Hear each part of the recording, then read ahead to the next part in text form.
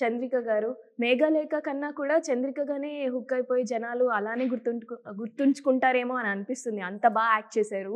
And మీకు I must say you have such a beautiful screen presence అండి. Thank you అండి, thank you so much.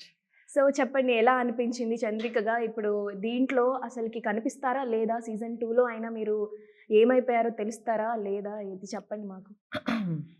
తెలుస్తాను, మొత్తం తెలుస్తాను. డైరెక్టర్ గారు చెప్పాలా? క్వశ్చన్కి అయితే ఆన్సర్ వస్తుంది. ఓకే, క్వశ్చన్కి అయితే ఆన్సర్ వస్తుంది. ఓకే. వై కట్టప్పకెళ్ళి బాహుబలి, దానికి ఆన్సర్ వస్తుంది. ఎంత సర్ప్రైజ్గా ఉంటుందంటే, ఇలా కూర్చొని మామూలుగా సెట్లో మాట్లాడుతుంటారు కదా, కెమెరా ఆన్ అయిన తర్వాత అరే వీళ్ళతో ఎంతసేపు మాట్లాడాను ఫీలింగ్ వస్తుంది. నేను ఎంతసేపు మా కో డైరెక్టర్ మురళి నా ఫ్రెండ్ వాడు. సో ఇప్పుడు అరే ఏంట్రా ఎంతసేపు వీళ్ళతో వీళ్ళు స్క్రీన్లో ఏంట్రా ఎలా ఉన్నారనే ఫీలింగ్ తక్కువని. అంటే మనం ఎక్కువ ఇన్పుట్స్ కూడా ఇవ్వవసరం లేదండి వీళ్ళిద్దరికీ కూడా. ఏంటంటే అనిపిస్తుంటుంది వీళ్ళిద్దరు ఏంటి అంత ఫ్రెండ్స్ కూడా కాదు, కానీ స్క్రీన్ మీదకి వచ్చేసరికి అది మనకి చాలా ఎప్పటి నుంచో బెస్ట్ ఫ్రెండ్స్ లాగా నిజంగా అమ్మాయి కోసం అంత ఎదుగుతుందిరా ఇంత అనే ఫీలింగ్ తీసుకొచ్చారు వాళ్ళు. సో చాలా ఈజీ అయింది నాకు. ఓకే. బొల్లమ్మ గారు మీరు చెప్పండి, ఎట్లా అనిపించింది? మొత్తం సీజన్ 3 కూడా ఉంటుంది కాబట్టి ఓవరాల్గా మీరు కానిస్టేబుల్ కనకంగానే ఫిక్స్ అయిపోయారా? బయట ఇంకా గ్లామ్ రోల్స్ ఇవన్నీ వదిలేసి పర్ఫార్మెన్స్కే ఎక్కువ చూస్తున్నారా? చేశాను కానిస్టేబుల్ కనకం ఇన్ చైనా, సికేసి. Crazy.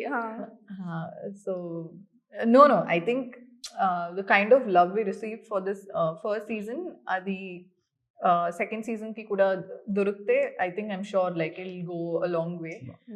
Because dorukte kaadu, like we have been receiving a lot of love, so why not? If people like you a certain way, why not give them more of it? Okay. ఇంకా ఇలాగా ఇప్పుడు మల్టీవర్స్లు అలా అవుతున్నాయి కదా, ఈ seasons అవుతూ ఉంటాయేమో. Constable కనకానికి కేసులు వస్తూ ఉంటాయి, లేదంటే ఏదో ఒక తను నార్మల్గానే క్యూరియస్ కాబట్టి. Season 50 retirement. నా మనవరాలు ఉంది, మనవరాలు నాకు చెప్పాము ఆ కేసు గురించి.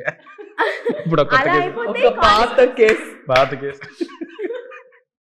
అలా అయిపోతే కానిస్టేబుల్ కనకం చంద్రిక కూడా ట్రైన్ చేసేసి తనని కూడా తీసుకుని వెళ్ళిపోయి ఇద్దరు కలిసి ఏదైనా కేసు డీల్ చేయడం. చాలా చాలా నైస్.